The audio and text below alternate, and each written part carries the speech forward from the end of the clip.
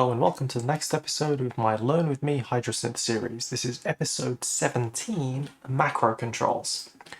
So firstly, what is Learn With Me? Learn With Me is a series where you follow my process of learning to get the best out of a synthesizer by going through it end to end.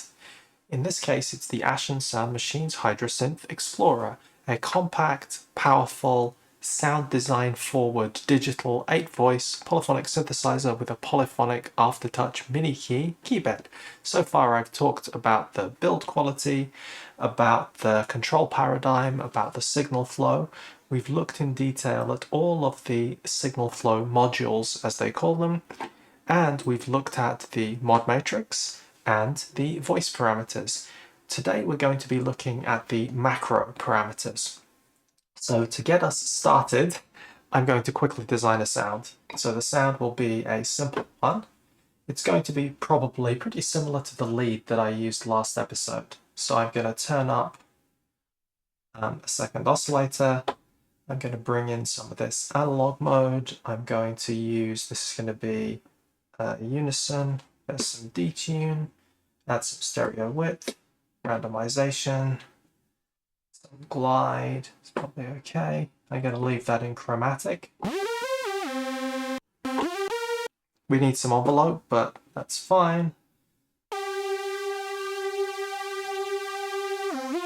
Let's add a bit of delay.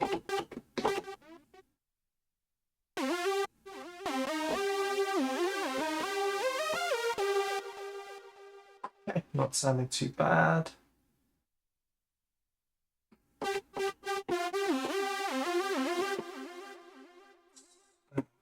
Filter down.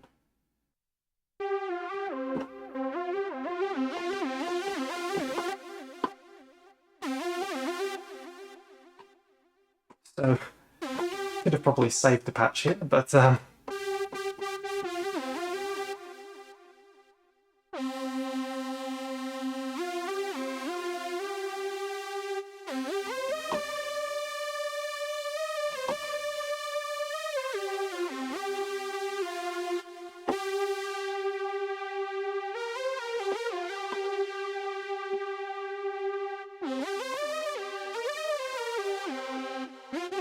okay, sounds fine. So sorry for that quick sound design interlude there. Then again, this is, I guess, mostly a sound design channel. So macro assignments. What exactly are macros? Well, in all the patches that you see, or almost all of them, I think all the factory ones, when you're on the home page, you'll see a set of parameters presented here. They will typically be named, but they default to macro 1, 2, 3, 4, 5, 6, 7, 8. And those parameters indicate what the names of the parameters rather indicate what the corresponding encoder will do. So what might these be? Well, independent of the mod matrix, each of these macro controls can control 8 parameters. And it has not only the ability to set those and set a depth like in the mod matrix, but also the button associated with it can do something. There are several modes that the button can exist in, which are actually settable in the system setup. The macro buttons can be in toggle, which means when you press it, it sets the button on, and you press it again, it goes off. You have trigger, which means you press and hold. We have switch, meaning only one of the macro buttons can be on at a time. And we have reset, which means set the control back to 0 when we press it. Toggle is the default, and that's what I'll leave it on. It's just worth being aware of that in any case. So now we'll go to editing these macros. When we go into them, you'll probably see that they're kind of familiar. Note that I haven't mentioned what the button does yet. I will describe it when I go through here. We have the 8 destinations available, and then on the final page, we can set a name. We can set a custom name, or there are a list of built-in names that we can go through. So now that's interesting. When you go to list and then back to custom, the custom name goes away. Anyway. They're set very much like the mod matrix. So first let's think about what we might like to do. I think I'd like to do something to brighten this. So what I think brightening is going to be is it's going to turn the cutoff for filter 1 up, and it's going to turn the cutoff for filter 2 up. A trick which I've found to be useful for me here is, rather than trying to set these parameters blind, what I'd rather do is set the macro up and then edit. But unfortunately, you can't set the macro up when no destinations are set. So you go into the edit mode, you go into assign, and you set something. So in this case, I want to adjust the filter cutoff. Now there is a parameter in here. So now what I can do is exit, go to the home page, set this to maximum.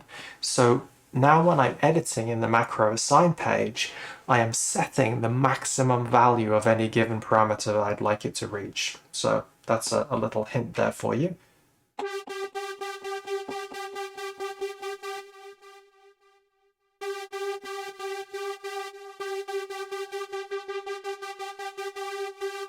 So that's a bit brighter now. And the other thing I wanted to do was to bring up filter 2 cutoff. So I didn't actually use the first knob, so let's see. Cutoff here, so this is filter 2 cutoff. So I'm eating up some of the low end. And let's go for another one, which will be filter 2 resonance.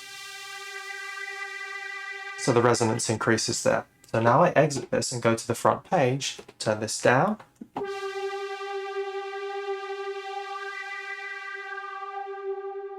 So I have a single knob that allows me to adjust all of those parameters simultaneously. That's pretty powerful.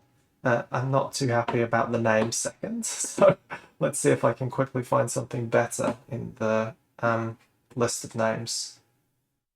Maybe let's call it thin. It kind of thins it out, doesn't it? Let's see if there's, I think I saw thin when I was scanning through. Thin, there we go.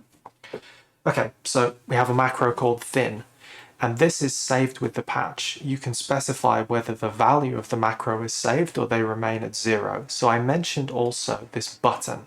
So let's go to edit that again. And for each of these, we have what's called a button value. And that is an absolute value that you can set for the parameter. And when that is toggled or switched or triggered, whatever the knob says will stop being in effect and the button value will apply. So it allows you to jump to some specific known value unless the mode is set to reset, in which case it's like turning the knob all the way down to 0, encoder as these actually are. So you can make some possibly rhythmic animation by setting that to trigger mode, and then you can tap it, and that can animate all of these parameters for you in potentially interesting ways. Or you can use reset. So when you've set everything way out there, you can just hit the buttons and instantaneously you're back into safe territory. Another thing you can do is you can drive these macros using the mod matrix. So let's make another parameter here and let's animate that using the mod matrix. So let's exit, go to macro assign, we'll go to the second macro, and let's say we would like to add a sort of detune. So we would like oscillator 1 to go up in pitch and oscillator 2 to go down in pitch. Oops, I did not press that button before pressing that. So now there is an assignment in place, so I can exit, go home, set this to maximum. Kind of inconvenient, but yeah, that's what I've been doing. And now I can play.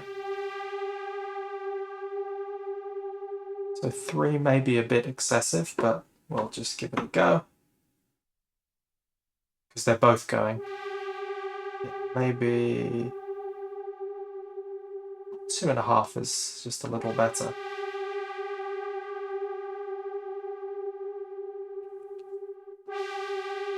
I don't know why, but I have a feeling that as part of this detuning, I might like something else to happen. Maybe I'd like to bring in a little bit of noise or a little bit of ring mod, so I'll just experiment with that. So next one, assign, mixer, and what parameter do I want? Let's try ring mod volume. Let's just hear how this sounds.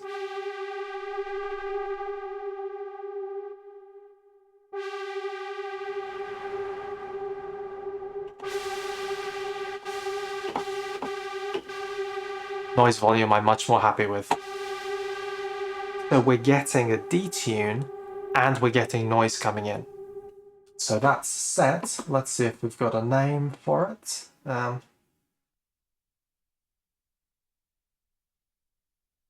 you go, beef. So let's listen to it. And now we can animate this parameter. So first, let's decide how we want it to animate. I can imagine it increasing over time. So let's set some attack at 10 seconds, say. Leave sustain maximum, no decay, and a very long release. The reason I'm setting this long release is I would like this value not to cut out when I release the note. I'd like it to remain for the entire release period. So what I'll actually do is change the shape of this. So I'm going to make the release to be logarithmic. So it's going to stay high for a long time. The attack, I think I just want to be linear in this case. So I want a linear onset of this macro parameter over a period of time. So let's experiment with that.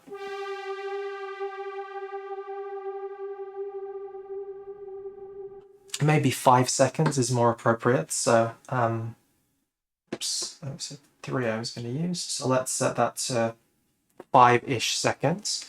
And now we can set the routing up. And just like you can press a modulation source and a destination, mod matrix is a possible destination, and so is macro assignment. If you set mod matrix as the destination, it will set the depth of a modulation, or if you set macro, then it will set the value of a macro. Interestingly, in here, it doesn't show you the actual macro names. So that's an interesting thing to be aware of. So if we go on the home page, we can see this is the second macro. So this is now in the mod matrix, and we can say macro 2 set from envelope 3. We can have full value.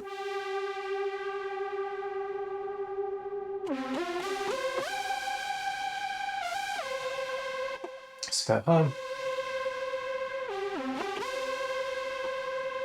See what happens if I bring that up quicker. A bit too quick. I think the 5 seconds is probably a good amount of time for it.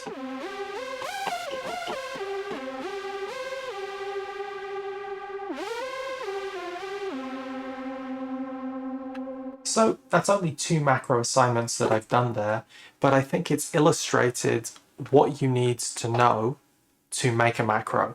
You need to know that you have a number of destinations you can set. I've described how the button works, though I haven't actually used the button in this example. I think when I come to doing some more refined and extended sound design, I will probably utilize this extensively. Bear in mind, you can indeed adjust the mod matrix from macros and macros from the mod matrix. I don't know if it's possible to set up some sort of loop. I haven't actually tried. I would guess they would have thought about that. But there is a lot of flexibility available here, because often when editing in the mod matrix, I would find myself setting a set of parallel modulations all driven from the same thing. So if I can embody all of those in a single macro, suddenly I only need to take up one mod slot, of which there are 30 anyway. I only need to take up one for each of those. So effectively, you can think of each of these as adding an extra 7 destinations for you. So I think that's quite a compelling reason to use these macros, even if you don't want them to be performance controls.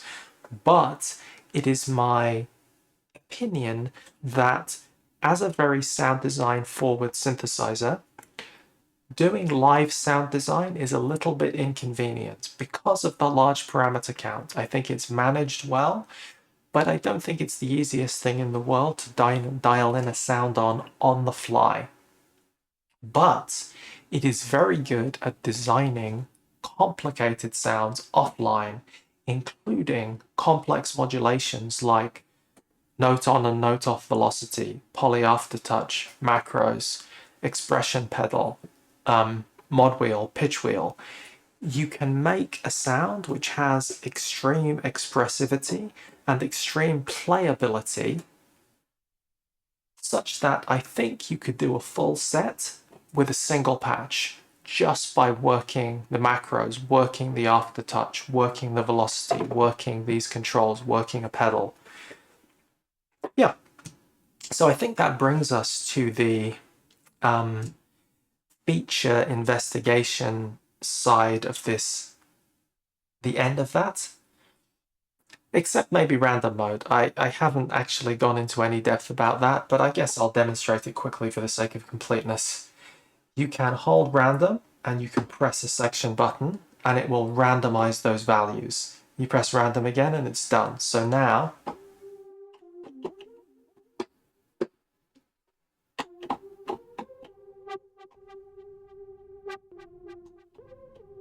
it's been randomized. It does a whole lot of things when it randomizes it. It can randomize all of its parameters. So you can get some significant changes, or you can just double hit randomize and the entire patch is randomized. So you can see my beautiful patch has been destroyed. But if you're looking for some inspiration, or you're not sure about the sort of scope of one of these individual modules, by all means experiment with some randomization. But it's not something that is a regular part of my process, so I kind of skimped over it. Equally, the arpeggiator is not something that I use on a tremendously regular basis, so I really haven't gone into any detail. In any case, I hope you've enjoyed the series so far. I hope you've enjoyed this episode, and I hope you've learnt as much as I have in going through this process. And I hope you will join me as then I come back and try and do some more complicated sound design. Most importantly, I'd like to say thank you very much for joining me today, and goodbye.